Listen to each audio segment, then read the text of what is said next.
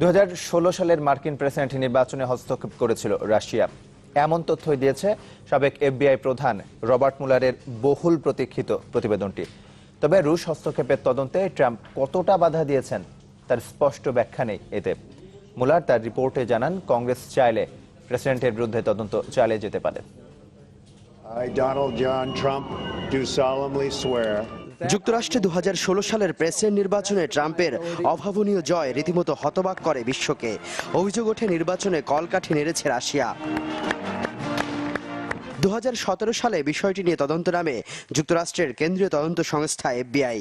সংস্থাটির শীর্ষ পদ থেকে জেমস কমিকে বরখাস্তের পর তদন্তে বিশেষ কৌশলের দায়িত্ব পান সাবেক এফবিআই পরিচালক রবার্ট মুলার। 23 মাসের তদন্ত শেষে গত মার্চে আইনমন্ত্রীর কাছে পূর্ণাঙ্গ প্রতিবেদন জমা দেন তিনি।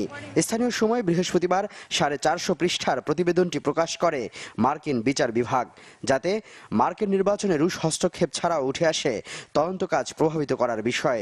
বলা হচ্ছে, উইকিলিক্সে হিলারি ও ডেমোক্রেটদের ইমেল ফাঁসেও যোগসাজশ ছিল রাশিয়ার। এই রিপোর্টে নিশ্চিত করা হয়েছে 2016 সালের মার্কিন প্রেসিডেন্ট নির্বাচনে অবৈধ হস্তক্ষেপ করেছিল রাশিয়া। তবে প্রেসিডেন্ট ট্রাম্প কিংবা তার প্রচারণা দল এমনকি কোনো মার্কিনীয় রুশ কর্মকর্তাদের সহায়তা দেয়নি।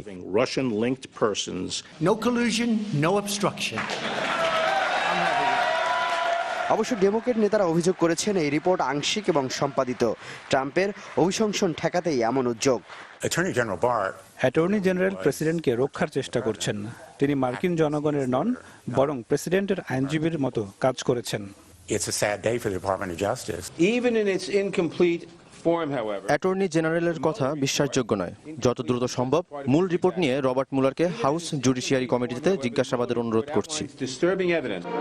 মুলারের এই রিপোর্ট বলছে, বেশ কয়েকজন রুশ নাগরিকের বিরুদ্ধে ফেডারেল কোর্টে অভিযোগ আনা হয়েছে।